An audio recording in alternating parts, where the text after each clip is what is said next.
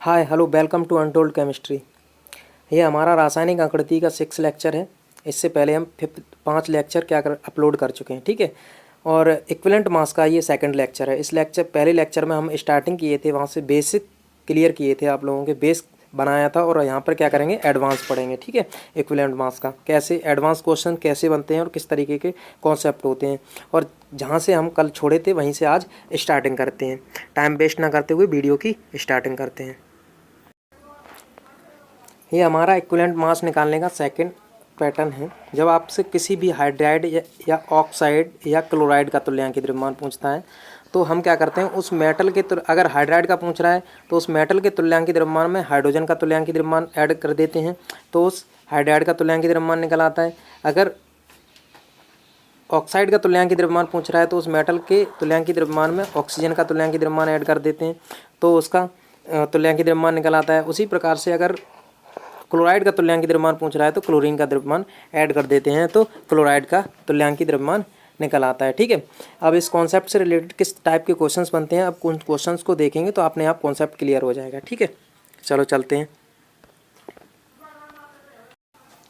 ये हमारा क्वेश्चंस, ठीक है, बहुत ही सधा हुआ क्वेश्चन है। इसी टाइप के क्वेश्चन पूछते हैं परीक्षाओं में। अब देखो क्वेश्चंस क्या कह रहा है। क्वेश्चन हमारा कहता है कि किसी दो संयोजी धातु का तुल्यांकीय द्रव्यमान W है, ठीक है।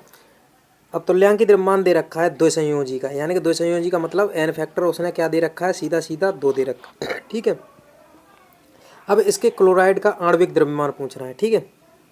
क्या पूछ रहा है, उसका एक क्लोराइड है, उसका आणविक द्रव्यमान पूछ रहा है, जबकि उसका उस मेटल का यानी कि उस धातु का तुल्यांकीय द्रव्यमान उसने क्या दे रखा है, W दे रखा है। तो सबसे पहले हम क्या करेंगे, मैंने बताया था आप लोगों को फर्स्ट लेक्चर के इक्विवेलेंट मास के फर्स्ट लेक्चर में। अब अगर आप लोगों ने वो देखा ना हो तो उसको पहले देखें, ठीक है, कि इक्विवेलेंट मास बराबर मैंने स्टार्टिंग की थी तभी बताया था कि क्या होता है, मॉलिक्यूलर मास या फिर आपका जो पदार्थ है उसका द्रव्यमान, आणविक द्रव्यमान और एन फैक्टर, ठीक है। तो हमें क्या करना है,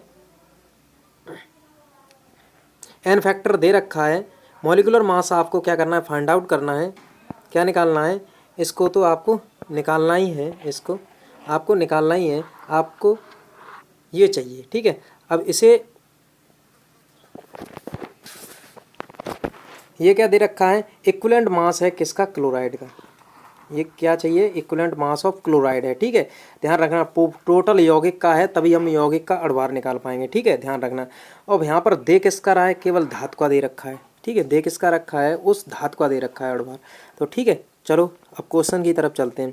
क्वेश्चन क्या कहता है कि मैंने अभी एक फार्मूला बताया था कि जब भी आपको हाइड्राइड क्लोराइड या ऑक्साइड का अगर आपको इक्विवेलेंट मास निकालना है तो क्या एक फार्मूला बताया था मैंने कि मेटल क्लोराइड का निकालना है। तो मेटल क्लोराइड इजिकल टू क्या रहेगा, इक्विवेलेंट मास ऑफ मेटल और plus 35.5 equivalent mass of chlorine, ठीक है। अब इसका कितना दे रखा है, W दे रखा है भाई, तो W लिख दो इक्विवेलेंट, और तो यहाँ पर क्या आएगा 35.5 आ गया, ठीक है। ये क्या आएगा, किसी भी यानी कि दो संयोजी है तो 2 का मल्टीप्लाई कर दो, तो यानी कि 2Cl2, तो इसका इक्विवेलेंट मास आ गया, ठीक है। ये इक्विवेलेंट मास इसका आ गया। तो अब ये इक्विवेलेंट मास किसका है, इसका है दो संयोजी क्लोराइड का, ठीक है, धातु क्लोराइड का। अब इसमें क्या करेंगे, हम एन फैक्टर को क्या कर देंगे, मल्टीप्लाई कर देंगे, तो आपका आणविक द्रव्यमान फाइंड आउट हो जाएगा। चलो करते हैं, ठीक है। चलो क्या होगा, मॉलिक्यूलर मास यानी कि शॉर्ट में लिखे जाए, मॉलिक्यूलर मास इजकल टू क्या रहेगा आपका, equivalent mass of metal chloride, ठीक है। तो मेटल क्लोराइड दो संयोजी है तो MCl2 और इनटू एन फैक्टर, ठीक है। तो ये कितना है, इक्विवेलेंट क्या निकाले थे हम, W प्लस 35.5, ठीक है। और एन फैक्टर कितना है, 2 है, क्योंकि पता है हमें कि दो संयोजी है तो 2 होगा, ए 1 है तो ए 1 होगा, 3 है तो 3 होगा, 4 है तो 4 होगा एन फैक्टर, ठीक है। तो आपका जो राइट आंसर होगा वो क्या होगा, आपका C होगा, ठीक है। क्योंकि जब इसे 35 दूनी 70 71 आ रहा है यहाँ पर, तो 71 है भाई, और 2W है तो 2W है, तो राइट ऑप्शन क्या हो गया, आपका C हो गया। चलो अब नेक्स्ट क्वेश्चन की तरफ चलते हैं। आई होप आप लोगों को ये क्वेश्चन समझ में आया होगा। देखो ये वो क्वेश्चन है जो कम से कम 5 या 6 बार पूछे गए हैं, ठीक है, ध्यान रखना है। तो आप लोगों को हल्के में नहीं लेने हैं, और इसी वजह से मैं आपको क्वेश्चंस नहीं सीखने हैं, ठीक है, आपको कॉन्सेप्ट सीखना है, ठीक है। अगर कॉन्सेप्ट सीख गए, अगर आपको रास्ते का पता हो गया तो मंजिल तो अपने आप पहुंच जाओगे, ठीक है।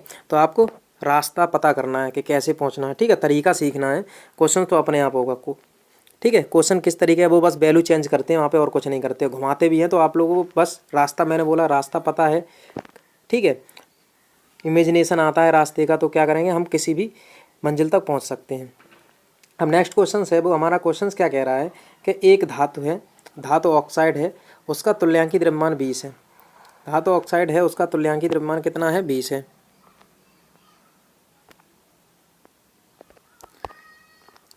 कितना है, 20 है। तो इसके हाइड्राइड का तुल्यांकी द्रव्यमान होगा, ठीक है। अब ऑक्साइड है, यानी कि मेटल ऑक्साइड है, उसका तुल्यांकी द्रव्यमान, मेटल ऑक्साइड का तुल्यांकी द्रव्यमान कितना दे रखा है उसने, 20 दे रखा है, ठीक है। 1 मिनट, 20 दे रखा है। अब आपसे क्या पूछ रहा है, हाइड्राइड का, मेटल हाइड्राइड का फाइंड आउट करने के लिए बोल रहा है। तो चलो अब देखो, कोई भी सही मेटल हाइड्राइड का फाइंड आउट करना है इक्विवेलेंट मास, तो मैंने एक फॉर्मूला बताया था, metal equivalent mass of metal hydride, तो बताया था कि उस धातु का तुल्यांकी द्रव्यमान और प्लस हाइड्रोजन का तुल्यांकी द्रव्यमान। तो आपको क्या करना है, इसकी ज़रूरत पड़ेगी, और ये ज़रूरत कौन पूरी करेगा, ये करेगा। यहाँ से निकालेंगे हम इस धातु के तुल्यांकी द्रव्यमान को, ठीक है। चलो निकालते हैं, कैसे निकालेंगे, ठीक है। क्या कहता है हमारा, धातु ऑक्साइड का तुल्यांकी द्रव्यमान यहाँ पे लिखेंगे, यानी कि metal oxide, M for metal और ऑक्सीजन फॉर ऑक्साइड, ठीक है। मेटल ऑक्साइड का इक्विवेलेंट मास, ठीक है, इजकल टू क्या रहेगा आपका, मेटल का तुल्यांकी द्रव्यमान, ठीक है, प्लस जो रहेगा आपका क्या है, ऑक्साइड है तो ऑक्सीजन का तुल्यांकी द्रव्यमान, तो डायरेक्ट लिख दे रहा हूँ, ऑक्सीजन का 8 होता है। तो ये यहाँ पर कितना होगा, यहाँ पर ये हो गया 20, तो equivalent mass of metal plus 8, तो अगर इससे माइनस करोगे तो क्या आएगा, इक्विवेलेंट मास ऑफ मेटल कितना आएगा आपका बेटा, 12 आएगा, ठीक है। क्या आएगा, 12। अब इसी को क्या करेंगे, उस फॉर्मूले के अंदर जो मैंने स्टार्टिंग में बताया था उसी में पुट कर देंगे, ठीक है। चलो पुट करते हैं। तो equivalent mass of hydride, equivalent mass of metal hydride is equal to क्या रहेगा आपका, मेटल का तुल्यांकी द्रव्यमान plus E for equivalent mass, ठीक है, ध्यान रखना है, ई इक्विवेलेंट मास, ठीक है, और हाइड्रोजन का तुल्यांकी द्रव्यमान। तो कितना आया था, 12 आया था, इसका निकाले थे अभी, और इसका कितना है, 1 होता है हाइड्रोजन का, तो कितना आ रहा है, 13 आ रहा है, ठीक है। तो जो हमारा राइट ऑप्शन होगा वो क्या होगा, देखते हैं 13 कौन से में है, बी ऑप्शन कैसा है, राइट है आपका, ठीक है। चलो नेक्स्ट क्वेश्चन की तरफ चलते हैं इसी टाइप के। ये हमारा नेक्स्ट क्वेश्चन है। नेक्स्ट क्वेश्चन क्या कह रहा है कि एक धातु हाइड्राइड का तुल्यांकी द्रव्यमान 25 है, तो इसके क्लोराइड का तुल्यांकी द्रव्यमान क्या होगा, ठीक है। तो धातु हाइड्राइड का तुल्यांकी द्रव्यमान 25 दे रखा है, तो आपको क्या कहे, क्लोराइड का तुल्यांकी द्रव्यमान पूछ रहा है। तो वही बात है कि equivalent mass of metal chloride, ठीक है, आपको मेटल क्लोराइड का फाइंड आउट करना है। तो कैसे, equivalent mass of metal plus क्या रहेगा, क्लोरीन का इक्विवेलेंट मास। तो आपको इसकी ज़रूरत पड़ेगी। चलो इसको निकालते हैं ऊपर वाले से, ठीक है, हाइड्राइड से निकाल लेंगे और इसमें पुट कर देंगे, ठीक है, क्लोराइड वाले में, ठीक है। चलो तो इक्विवेलेंट मास ऑफ क्या है, मेटल हाइड्राइड, यानी कि MH इजकल टू कितना है, equivalent mass of metal plus hydrogen, ठीक है। तो भाई ये कितना है, 25 दे रखा है इक्विवेलेंट, जो इसका ये कितना दे रखा है, 25 दे रखा है, 25 is equal to equivalent mass of metal और प्लस 1, ठीक है। तो एक घटा दो 25 में से, तो इक्विवेलेंट मास ऑफ मेटल कितना आ गया, 24 आ गया, ठीक है। कितना आ गया, 24 आ गया। अब इस 24 को कहाँ करेंगे, फॉर्मूले के अंदर पुट करेंगे। किस फॉर्मूले के अंदर पुट करेंगे, इसके अंदर देखो, इक्विवेलेंट यानी कि तुल्यांकी द्रव्यमान, इक्विवेलेंट मास का मतलब है तुल्यांकी द्रव्यमान, इक्विवेलेंट मास ऑफ मेटल किसका, क्लोराइड का, ठीक है, metal chloride is equal to equivalent mass of metal और प्लस क्लोरीन का इक्विवेलेंट मास, ठीक है, इक्विवेलेंट मास ऑफ क्लोरीन। अब टोटल लिखो, तो ये कितना आया था भाई, 24 आया था, ठीक है। और प्लस क्लोरीन का कितना होता है 35.5। टोटल काउंटिंग करोगे तो कितना आएगा 5 और 4 9, यानी कि 0.9 और 5, ठीक है। तो 59.5 आएगा आंसर इसका। तो और राइट ऑप्शन कौन सा होगा आपका, सी होगा। आई होप आप लोगों को समझ में आया होगा ये क्वेश्चन। अगर समझ में ना आया हो एक बार रिपीट करो, उसके बाद देखो, आप लोगों को बहुत अच्छे से समझ में आएगा।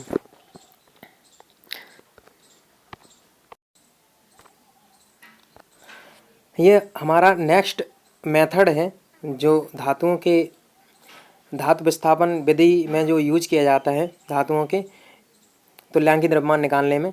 तो ये क्या है, वाष्पशील क्लोराइड विधि। इससे काफ़ी क्वेश्चन पूछे जाते हैं, बहुत ही इंपॉर्टेंट है और काफ़ी क्वेश्चन पूछे जाते हैं। बेसिकली आणविक द्रव्यमान निकलवाता है इससे। इसमें क्या होता है, आपको संयोजकता निकालना बहुत ही इंपॉर्टेंट रह जाता है, ठीक है।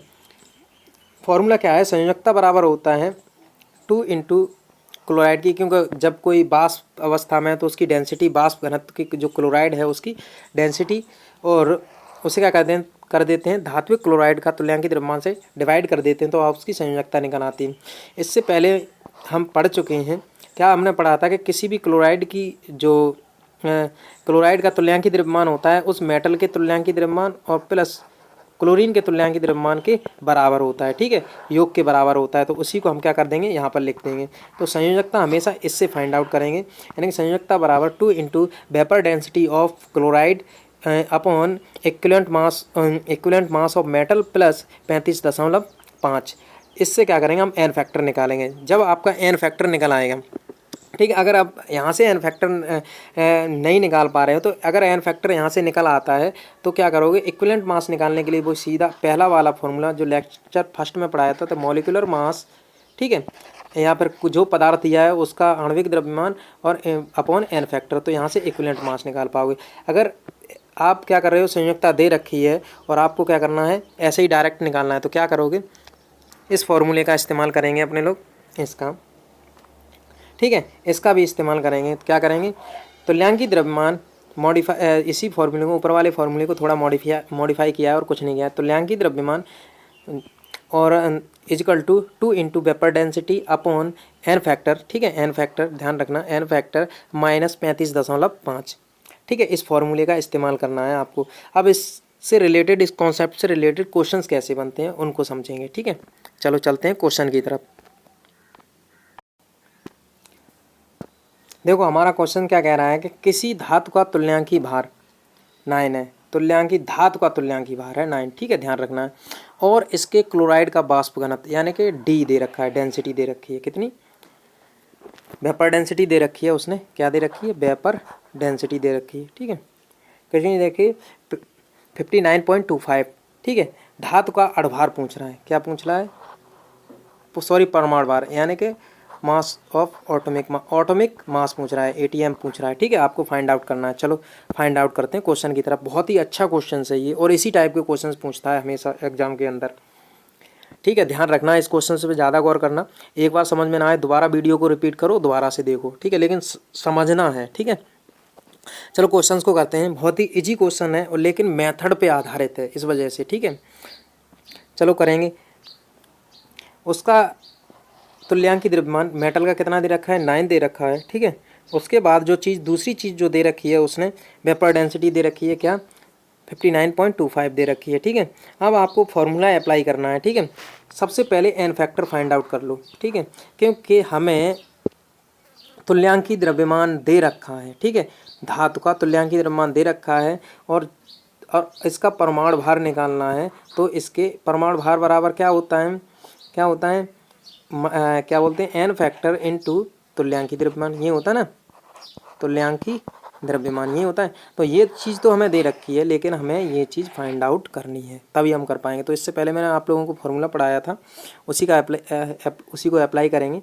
चलो करते हैं। संयोजकता को एन लिखूंगा मैं, संयोजकता into 2 into vapour density upon E metal plus 35.5,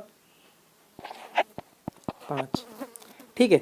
इसी को अप्लाई करेंगे। तो वेपर डेंसिटी यानी कि 2 कितना दे रखा है, वेपर डेंसिटी 59.25, 25 यही दे रखी ना, 1 मिनट, 25 डिवाइडेड बाई ये दे रखा है धातु का तुल्यांक द्रव्यमान 35 दे रखा है, ठीक है, सॉरी 9 दे रखा है, कितना दे रखा है 9, तो 9 और ये क्या है 35.5। जब ऊपर सॉल्व करोगे तो जो अब वैल्यू आएगी वो क्या होगी हमारी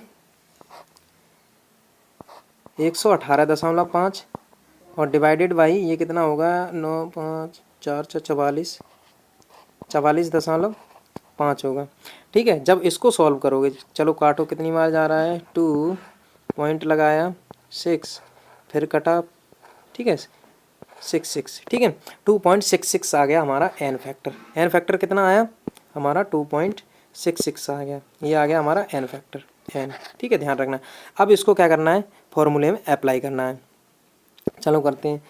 देखो एन क्या बताया था मैंने, अणुभार या परमाणु भार निकालना है आपको। देखो इसीलिए बोलता हूँ कि आप लोगों ने अगर पहला लेक्चर ना देखा हो तो उस लेक्चर को ज़रूर देखें, तभी आप लोग क्वेश्चंस को कर पाओगे, ठीक है। अगर आपको 0 नहीं पता है और उसके बाद अगर आप 100 को पढ़ना चाहो तो 100 को नहीं पढ़ पाओगे, पहले 0 का महत्व पता होना चाहिए। इसी तरीके से आप किसी भी कॉन्सेप्ट को बेसिक पता होना चाहिए, तब उसके हायर को समझ पाओगे, उसके एप्लीकेशन को समझ पाओगे, ठीक है। तो अणुभार निकालना है आपको, क्या निकालना है, सॉरी परमाणु भार निकालना है। क्या निकालना है, परमाणु भार, धातु का परमाणु भार फाइंड आउट करना है, ठीक है। तो इसके लिए मैंने क्या बताया था, N factor into equivalent mass of metal, ठीक है, यानी कि ई एम, ठीक है। चलो लिखो, एन फैक्टर कितना है 2.66 इनटू ये कितना दे रखा है 9 दे रखा है, टोटल ऑफ जब इसको मल्टीप्लाई करोगे तो कितना आएगा, जो इसका मल्टीप्लिकेशन के बाद जो वैल्यू आएगी वो क्या होगी आपकी 23.9, ठीक है। आई होप आप लोगों को क्वेश्चन समझ में आया होगा। और ऑप्शन देख लेते हैं हमारा कौन सा है,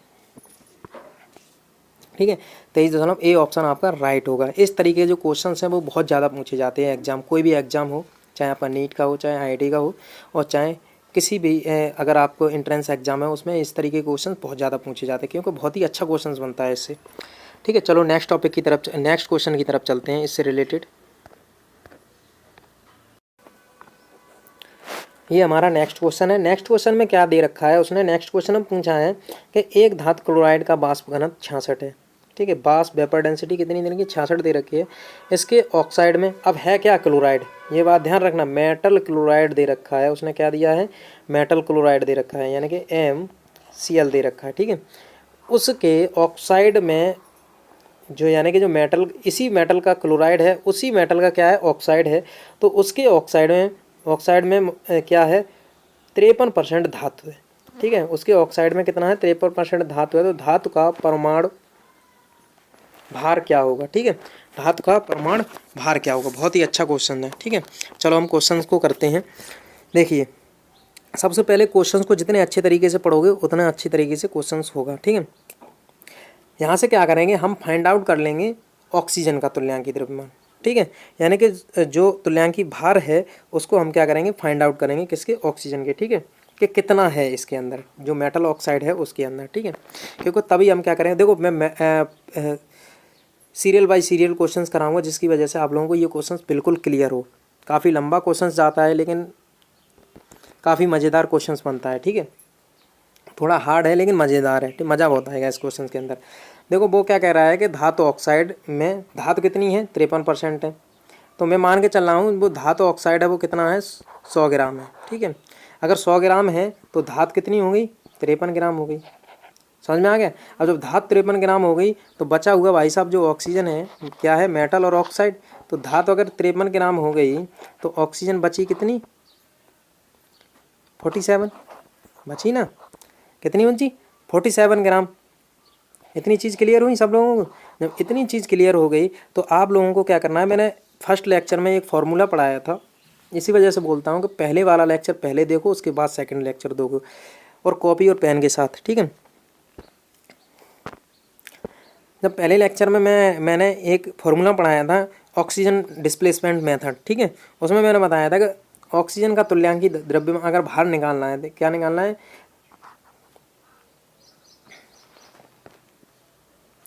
1 मिनट, क्या निकालना है जो ऑक्साइड है उसका क्या निकालना है, तुल्यांकी द्रव्यमान निकालना है।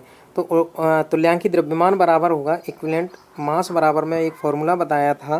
क्या बताया था मैं फॉर्मूला, धातु का द्रव्यमान यानी कि मेटल का भार, ठीक है, जो मेटल है उसका भार, ठीक है, भार, और डिवाइडेड बाई क्या बताया था, ऑक्सीजन का भार, ठीक है, उसमें ऑक्सीजन का भार, ठीक है, ऑक्सीजन का भार, ठीक है, और मल्टीप्लाई बाई 8, ठीक है, ये फॉर्मूला बताया था।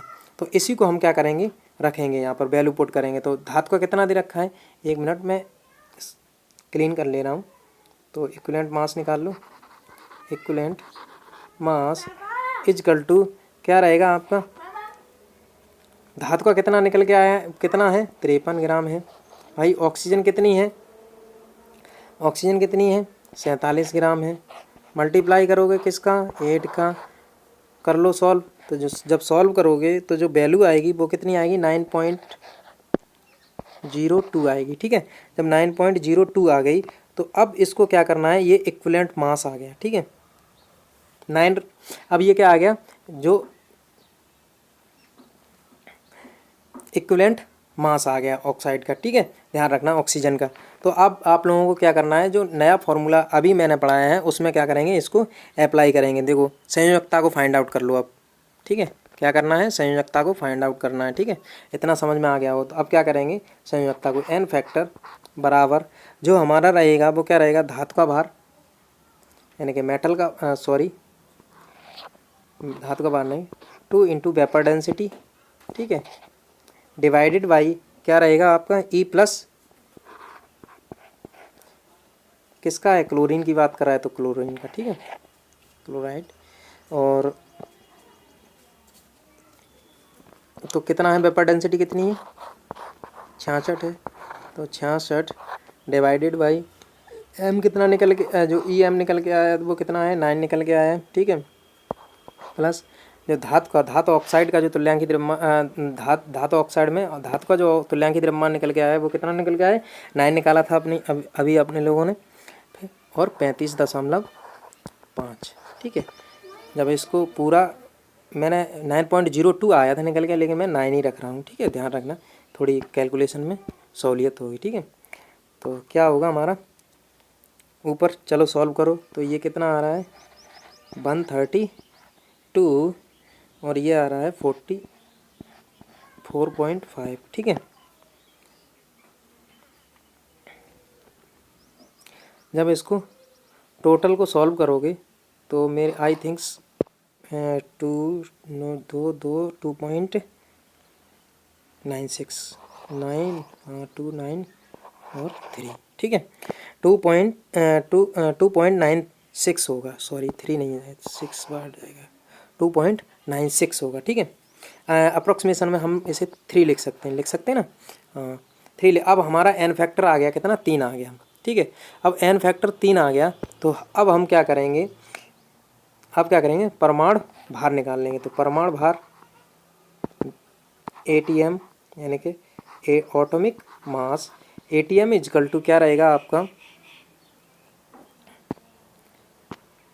एटीएम इजकल टू क्या रहेगा आपका, इक्विवेलेंट मास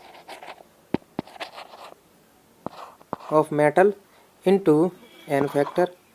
तो इक्विवेलेंट मास कितना है मेटल का भाई, 9.02 निकाले थे ना, इंटू 3 अप्रोक्सीमेशन। जो आपकी जो वैल्यू आएगी वो कितनी आएगी अब, 27.06, ठीक है। ये रहा आपका आणविक द्रव्यमान। आई होप आप लोगों को ये क्वेश्चन समझ में आया होगा। ना समझ में आया हो तो एक बार वीडियो को रिपीट करो और दोबारा से देखो, आसानी से समझ में आ जाएगा, ठीक है। अब चलते हैं नेक्स्ट टॉपिक की तरफ। मैं आप लोगों को इसीलिए कहता हूँ कि आप लोग प्रीवियस वीडियो पहले देखो, उसके बाद वीडियो देखो, ठीक है। पहले सीढ़ी पहले चढ़ो, दूसरी वाली पे बाद में पैर रखो, नहीं तो अगर एक ही बार में तीसरी सीढ़ी पे पैर रखोगे तो बेटा पैर टूट जाएंगे, ठीक है। तो सीढ़ी बाई सीढ़ी चलोगे तो कोई दिक्कत नहीं होगी, और सीढ़ी छोड़ के चढ़ोगे तो दिक्कत होगी। वैसे ही होता है यहाँ पर, जैसे फिजिकल जो डेली लाइफ में यूज होता है वैसे ही होता है आपकी स्टडी लाइफ में। यहाँ पर भी वही मेथड अप्लाई होता है। चलो नेक्स्ट क्वेश्चन की तरफ, कॉन्सेप्ट की तरफ। ये हमारा तुल्यांकी द्रव्यमान निकालने का लास्ट मेथड है। वैसे हैं तो बहुत सारे, लेकिन अपने सिलेबस का लास्ट मेथड है, ठीक है, ध्यान रखना। जब आप लोग हायर क्लास में पढ़ोगे तो बहुत सारे मेथड पढ़ने को मिलेंगे, ठीक है। तो आप लोगों को क्या देखना है इसके अंदर, जो देखने वाली चीज़ है इस फॉर्मूले के अंदर, जब आप लोग कोई भी रिएक्शंस कराते हो, ठीक है, तो वहाँ पर क्या मिलता है, अवक्षेप दे देता है। वो बोलता है कि भाई इतना ग्राम, ये मतलब इतना ग्राम लवण है और उसका अवक्षेप इतना ग्राम प्राप्त हुआ। तो इसका यानी कि जो लवण है उसका तुल्यांकी द्रव्यमान क्या होगा, या फिर इस अवक्षेप का तुल्यांकी द्रव्यमान क्या होगा, फाइंड आउट करने के लिए बोल देता है। तब हम क्या करते हैं, द्वि विखंडन विधि का उपयोग करते हैं, इस मेथड से अप्लाई करते हैं। जब यानी कि ये आता है टाइट्रेशन वाले मेथड में, यानी कि इक्विवेलेंट मास निकालने में बहुत ही हेल्पफुल रहता है, ठीक है। जहाँ आप लोग प्रैक्टिकल करते होंगे लेबोरेटरी में, तो वहाँ पे आपके सर लोग क्या कराते होंगे, प्रैक्टिकल कराते होंगे केमिस्ट्री के। तो वहाँ पे कभी किसी में भूरा अवक्षेप आ रहा होगा, किसी में रेड, किसी में ब्राउन, अलग अलग तरीके के अवक्षेप आते हैं। तो और उसमें वो निकालने होते हैं। आप लोगों को एक साड़ी बनानी पड़ती है, उसमें वेट निकालना पड़ता है, उसके बाद इक्विवेलेंट मास निकालना पड़ता है। वही मेथड यहाँ पर अप्लाई होता है। उसी तरीके के क्वेश्चन इस मेथड के द्वारा किए जाते हैं, एक केमिकल रिएक्शंस वाले, ठीक है। चलो इस कॉन्सेप्ट को समझते हैं। है क्या, एक रिएक्शंस हो रही है, ठीक है बेटा, एक रिएक्शंस हो रही है और उस रिएक्शंस के अंदर एक एबी लवण है, वो क्या कर रहा है, सीडी के साथ अभिक्रिया कर रहा है, ठीक है। और उसके बाद क्या कर रहा है, एडी का एक अवक्षेप प्राप्त हो रहा है, ठीक है। यानी कि ये क्या कर रहे हैं, मिलके एक अवक्षेप बना रहे हैं, किसी टाइप का अवक्षेप हो सकता है, ठीक है। और ये निकल जा रहा है, ठीक है। तो आपसे क्या कहता है कि भाई इसका बताओ तुल्यांकी द्रव्यमान या इसका बताओ, ठीक है। किसका बताओ और किसका पूछेगा वो मैं आपको मेथड के द्वारा बताऊंगा और क्वेश्चंस भी करवाऊंगा उससे रिलेटेड, ठीक है। Sorry 1 minute. चलो अब मेथड, जो आपका फॉर्मूला कैसे डिजाइन होता है उसको देखेंगे, ठीक है। फॉर्मूला क्या कहता है, हमारा फॉर्मूला ये कहता है कि लवण ए बी, यानी कि ए बी लिया था हमने, लवण ए बी का द्रव्यमान आपने जो स्टार्टिंग में लिया है अपॉन लवण ए डी का द्रव्यमान, ठीक है। समझ में आया, लवण ए डी का द्रव्यमान इजकल टू लवण ए बी का, यानी कि इसका तुल्यांकी द्रव्यमान, और लवण ए डी का यानी कि इसका तुल्यांकी द्रव्यमान, ठीक है, इसके बराबर हो। यानी कि इनका जो लवण का जो द्रव्यमान होता है उसके तुल्यांकी द्रव्यमान के कैसे होते हैं, सामने रखा जाता है, ठीक है। यानी कि इनके अणुभारों का जो यानी कि द्रव्यमानों का अनुपात होता है उसके तुल्यांकी द्रव्यमानों के अनुपातों के कैसा रहता है, बराबर रहता है। इतनी चीज़ समझ में आई। जब इतनी चीज़ समझ में आई तो इससे रिलेटेड क्वेश्चंस कैसे बनते हैं और उन्हें हम कैसे करते हैं उनको करेंगे। चलो क्वेश्चंस की तरफ चलते हैं। ये हमारा एक छोटा सा क्वेश्चन है, ठीक है। छोटा सा तो नहीं कह सकते, काफ़ी अच्छा क्वेश्चन है और छोटा सा ही है, डायरेक्ट हिट होगा क्वेश्चन। उसमें दे रखा है यदि धातु ए के m ग्राम किसी लवण विलयन से लवण बी के m ग्राम को विस्थापित कर देता है, यदि उसके तुल्यांकी द्रव्यमान क्रम से ये इतने इतने हों तो ए का तुल्यांकी द्रव्यमान होगा, ठीक है। एक रिएक्शन हो रही है, ए है, इसका ग्राम में भार ये दे रखा है, ठीक है। उसके बाद क्या कह रहा है, विलयन से यानी कि जो उसके उस जो विलयन है, लवण का जो विलयन है उसमें एक बी पदार्थ और है, बी लवण और है, उसका m ग्राम को क्या कर देता है, विस्थापित कर दे रहा है, ठीक है। अगर इनके द्रव्यमान ये हों तो अपने लोग इनके इक्विवेलेंट मास को क्या समझ सकते हैं, ई यानी कि ई ए और ई बी ले सकते हैं ना, क्लियर है। चलो ले नहीं सकते, लेंगे, ठीक है। अगर इसका में तुल्यांकी द्रव्यमान ए का ई ए हो और इसका ई बी हो तो अपने लोगों, मैंने अभी एक मेथड बताया था, मैंने क्या बताया था कि जो विस्थापित कौन हो रहा है, ए क्या कर रहा है, विस्थापन कर रहा है, किसका, बी का कर रहा है, तो मास ऑफ ए, ठीक है, किसका, मास ऑफ ए, तो M A upon mass of M B, ठीक है, इजकल टू क्या रहेगा, जो विस्थापित किया गया है, equivalent mass of A upon equivalent mass of B, ठीक है। अब पूछ क्या रखा है,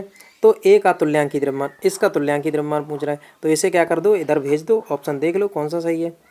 तो आई होप ऑप्शन ए ही आपका राइट होगा, ठीक है।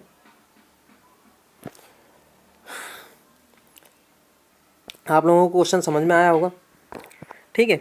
और वीडियो को ऐसा किया करो, वीडियो को ज़्यादा से ज़्यादा लोगों को फॉरवर्ड करो, क्योंकि हिंदी मीडियम वाले बच्चों के लिए बहुत ही कम लोग वीडियो बनाते हैं, ठीक है।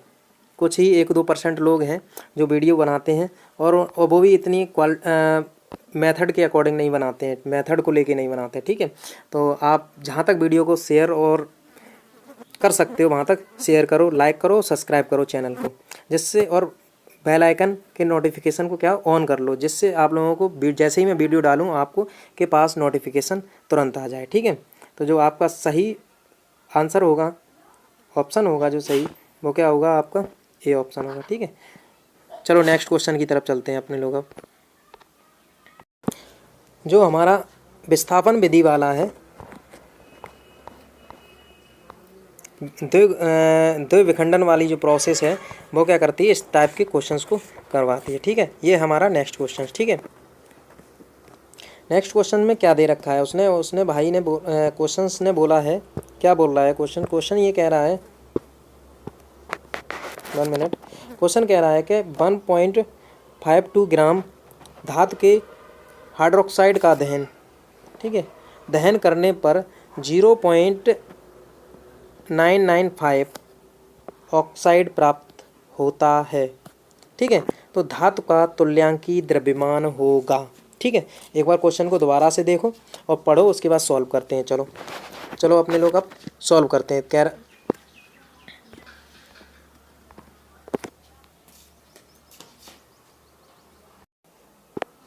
देखो क्वेश्चन को कितना मॉडिफाई किया है उन्होंने। क्वेश्चन को कहा है कि इतना ग्राम धातु हाइड्रोक्साइड है, ठीक है, हाइड्रोक्साइड है, ठीक है, उसको दहन किया जा रहा है, बन क्या रहा है, ऑक्साइड बन रहा है, ठीक है। दो चीज़ हैं, और इनका यानी कि उस मेटल का क्या पूछ रहा है, तुल्यांकी द्रव्यमान पूछ रहा है। चलो करते हैं इस क्वेश्चन को। यानी कि धातु, सबसे पहले क्या करेंगे, धातु हाइड्रोक्साइड का भार, यानी कि मेटल हाइड्रोक्साइड ले रहा हूँ, मेटल हाइड्रोक्साइड का भार, ठीक है, W लिखे दे रहा हूँ मैं, क्या होगा W, ठीक है, अपॉन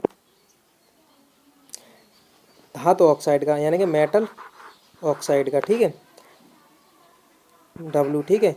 यही चीज़ थी ना। दूसरी तरफ क्या था, जो आपकी दूसरी चीज़ थी जो हमारी, वो क्या थी, इक्विवेलेंट मास वाली, ठीक है, इक्विवेलेंट मास। अब उसको क्या करेंगे, उसी फॉर्मूले को क्या करेंगे, इधर था यानी कि एक ए का, यानी कि इसका तुल्यांकी द्रव्यमान, और दूसरी तरफ नीचे अपॉन में रखा गया ऑक्साइड का तुल्यांकी द्रव्यमान, ठीक है। अब उसी को हम क्या कर देंगे, थोड़ा खोल देंगे, ठीक है। तो यहाँ पे क्या करेंगे, इक्विवेलेंट मास ऑफ मेटल अलग अलग लिख देंगे, ठीक है, और यहाँ पर लिख देंगे इक्विवेलेंट मास ऑफ OH, ठीक है, इक्विवेलेंट मास ऑफ OH, ठीक है, ध्यान रखना है, अपॉन इक्विवेलेंट मास ऑफ जो यानी कि मेटल है, ठीक है, और इक्विवेलेंट मास ऑफ जो आपका रहेगा ऑक्साइड, ठीक है।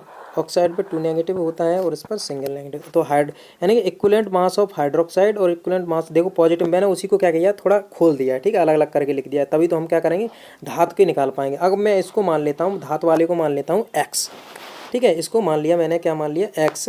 तो इसका कितना दे रखा है, भार कितना दे रखा है, 1.52, एक minute, 52 divided by 0.995 is equal to X plus 17, 1 minute, कितना होगा, 17। देखो ऑक्सीजन का 16 और हाइड्रोजन का कितना 1, तो कितना हो गया, 17 हो गया हाइड्रोक्साइड का। जब हाइड्रोक्साइड का 17 हो गया, अब क्या करेंगे, नीचे भी क्या मान लेंगे, X मान लेंगे, मेटल का है तो, और प्लस ऑक्सीजन का कितना होता है, 8 होता है, सब लोग जानते हैं कितना होगा, 8 होगा। अब इसको क्या कर लो, सॉल्व कर लो, ठीक है। चलो हम सॉल्व करते हैं इसको। जब इसको सॉल्व करोगे तो जो वैल्यू निकल के आएगी, जब टोटल को अगर सॉल्व करोगे तो जब वैल्यू निकल के आएगी वो क्या आएगी, सॉरी 1 मिनट, जो वैल्यू निकल के आएगी तो मल्टीप्लिकेशन कर दो क्रॉस, ठीक है, 1 मिनट यार, 1.52 5 ठीक है, x प्लस 12.16 ठीक है, इजकल टू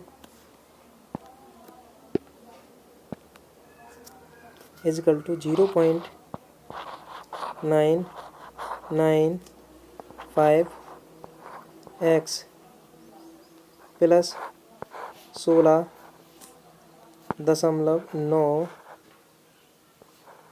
कितना 915 1 मिनट, 1 मिनट यार, काय को दिक्कत कर रहा है। ठीक है, 16.915 ठीक है। इतनी चीज़ क्लियर हुई। जब इसको और सॉल्व करो, और सॉल्व करोगे तो क्या आएगा 0.525x इजकल टू 4.755 ठीक है। इतनी चीज़ क्लियर हुई। अब क्या करो, इसे एक्स फाइंड आउट कर लो। ठीक है, 4.755 डिवाइडेड बाई 0.525 ठीक है। तो जब जो इसे सॉल्व करोगे तो कितना आएगा 9 आएगा। ठीक है, ठीक है। तो ये क्या रहा आपका तुल्यांकी भार उस धातु का। ठीक है, एक्स बराबर हम क्या माने थे, तुल्यांकी भार माने थे। आई होप आप लोगों को आज की वीडियो पसंद आई होगी। ये हमारा तुल्यांकी द्रव्यमान का लास्ट लेक्चर था। इसमें मैंने तुल्यांकी द्रव्यमान के यानी मैंने 2 लेक्चर डाले हैं तुल्यांकी द्रव्यमान के इस समय, यानी एक डाल चुका हूँ, इसको मैं डालूँगा। तो मैंने दोनों लेक्चरों के अंदर तुल्यांकी द्रव्यमान को 0 से हीरो तक क्लासीफाई किया है और उससे रिलेटेड साथ साथ क्वेश्चंस भी कराए हैं। संभावित जिस टाइप के क्वेश्चंस बनते हैं, जिस टाइप के कॉन्सेप्ट बनते हैं, उन सारे कॉन्सेप्ट को समझाया है। Thank you for watching this video. हम मिलेंगे अब एक नई नेक्स्ट वीडियो के साथ। Thank you. जय हिंद, जय भारत।